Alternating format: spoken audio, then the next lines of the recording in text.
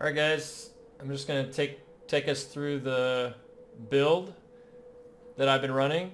If you want to see gameplay, you can just click on any of the other videos. I'm sort of progressing through Grandmaster, trying to progress into GM3 just for fun. You know, the gear will come. It's a looter game. This type of game is more fun for me to sort of play and be hitting a lot of actions per second and doing some of the harder content while they implement, you know, the roadmap and all of that fun stuff. So, you know, I'll just jump right into it. I'm using the Tactical Onslaught. It's the acid darts with the sticky grenade. That's it has to be kept that way for the build. It's just because of how the sticky grenade functions and allows you to set it and forget it and go away, and actually be very specific about where you want to put it. For the components, you know, I'll kind of leave this hovering over for a second if you want to pause, but tip of the spear is the most important component, followed up by the blast damage component. Really, you know, those two things are going to be contributing to the grenade's damage along with the rolls on the grenade. So essentially, once you get the mods set up, all masterwork is what you're going to want. So it's boosting your eye level up, so it'll allow you to progression into GM3. You know, I've seen some people use the purple mods. That's fine, I suppose, if you want to. I mean, you can essentially do whatever you want in GM1. But if we're talking about effectively progressing into GM2 and GM3, it sort of goes against the core design philosophy, I would say, where essentially you're going to want all legendary mods, not all legendary mods in one purple one. It sort of feels like that's counterintuitive to the game progression design philosophy. So, you know, it was more fun to just be using all masterworks too, progressing into the game and actually playing it and trying to find a spec that works that way. Anyway, so I'll just go into each of these and just show you what the stats are. And, you know, really here, you'll see that I have 200% physical damage. And actually something I didn't know originally, but acid is underneath physical, so it is physical damage. You know, they have the little branching trees for the damage. So this is actually buffing the damage. You can also, I think I have one with gear damage as well. But really what we want also, I would suggest even re-rolling a masterwork version of this, is the Q speed, because the other fundamental part of this build is the cooldown reduction on your javelin and then your Q ability, which is the grenade.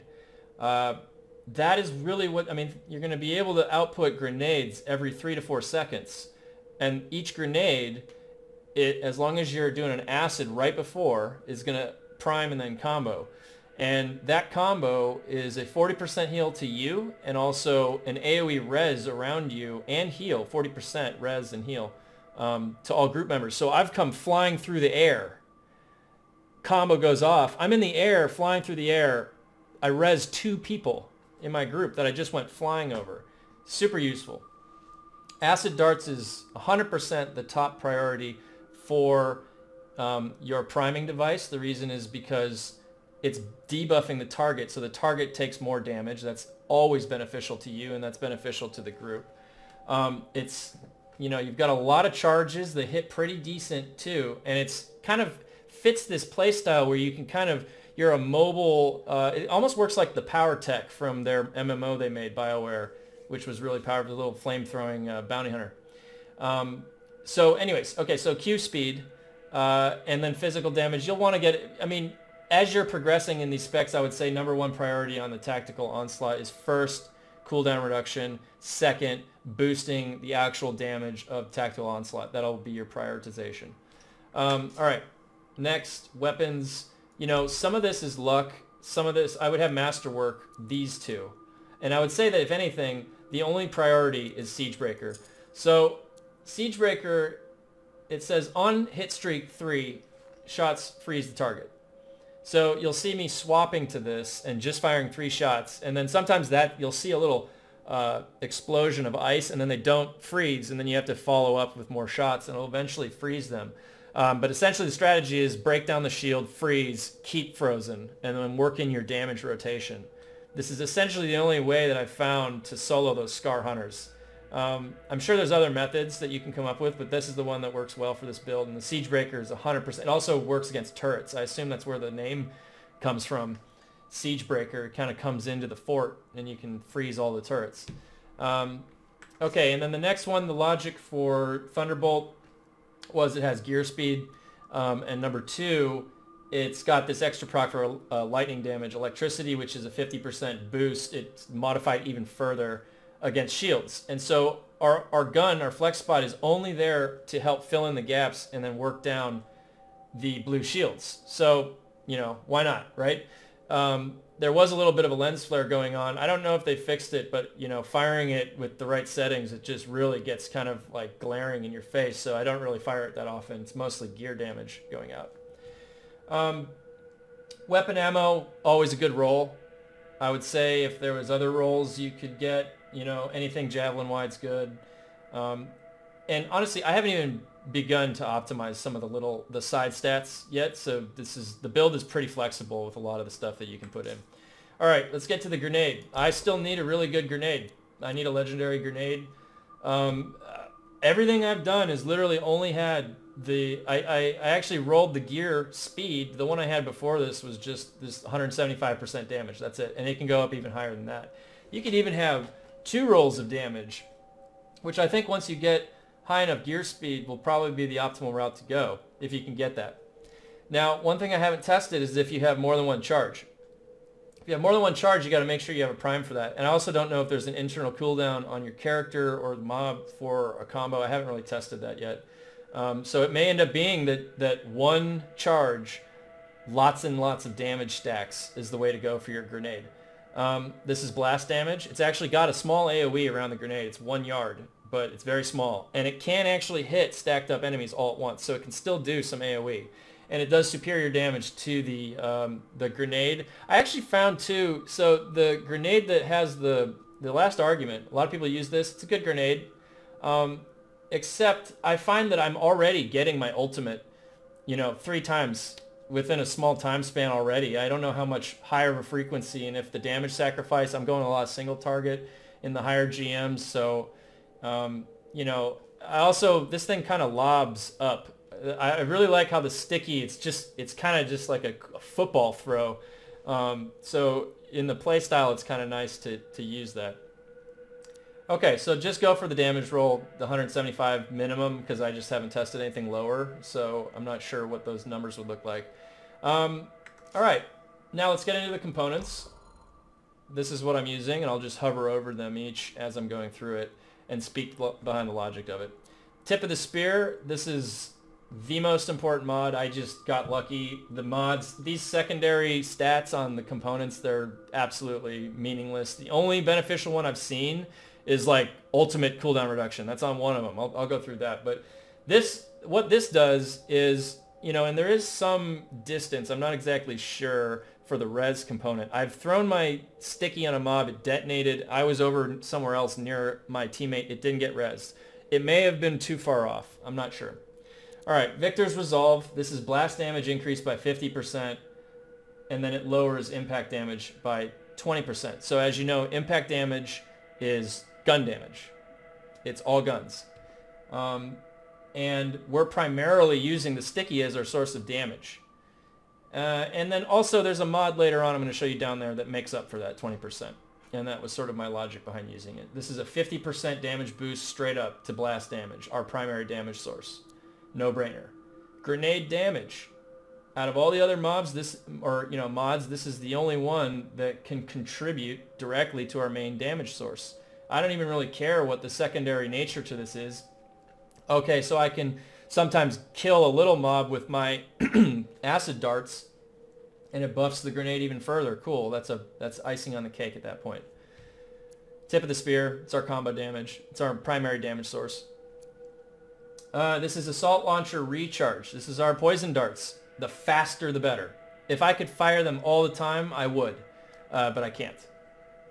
So I want to get cooldown anywhere I can, right? Cooldown on E, cooldown on Q, cooldown on Javelin. I would say Javelin is priority because that takes everything. That's ultimate included. This defensive Bulwark, I didn't get this until like 2 weeks after playing the game. And I was playing a lot because this game's a lot of fun. So this increases all weapon damage by 25%. seems like it's additive. It seems like it's kind of combining a net in the equation. And this 25% and this impact damage, so this is making up for this damage loss. So we actually are not suffering any damage loss to our guns. And hey, if we get lit on fire and we get low health, we get more gun damage. Cool. So that's contributing to our overall damage output. Badge of Devastation, it's our assault launcher, 5%. Again, it's the only other source comparing those other mods for a damage contribution towards what you're using, as opposed to going like thruster life or something like that. Because I do have other legendaries for the thrusters, but they just don't fit in the build, even though I'm getting more stats.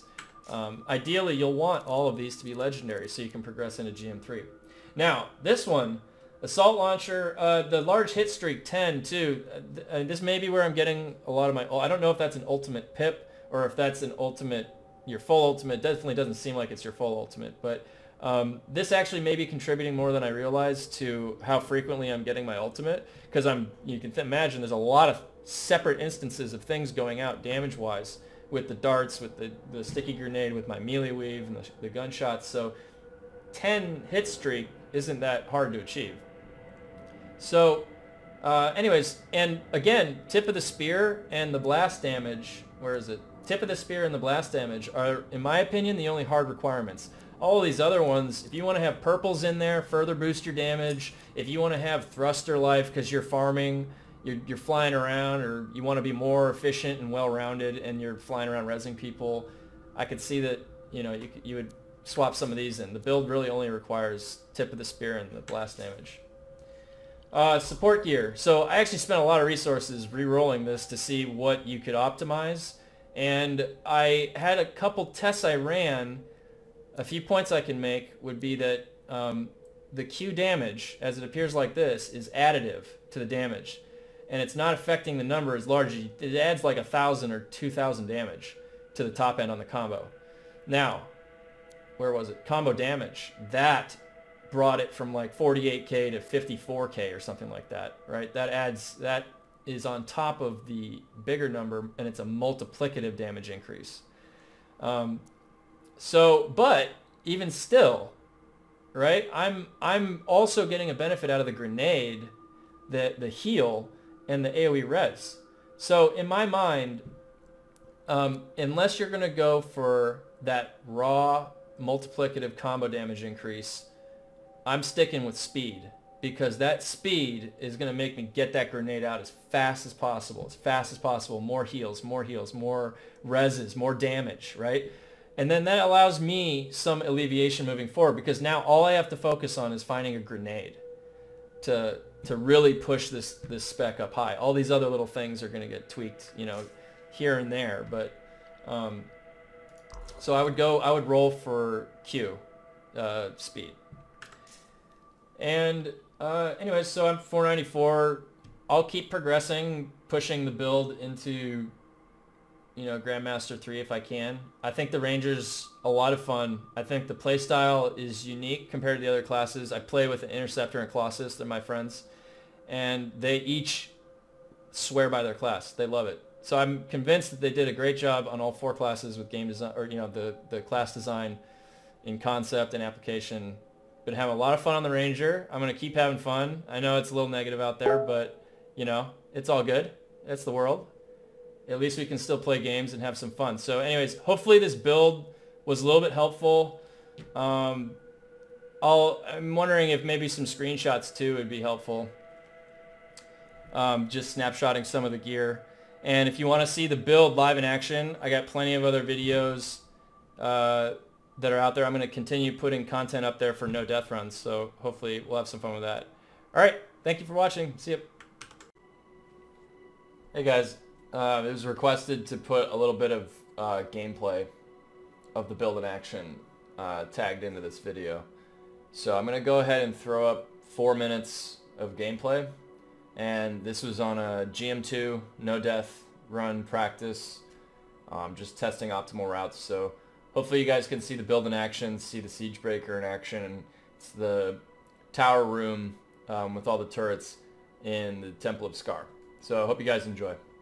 Thanks.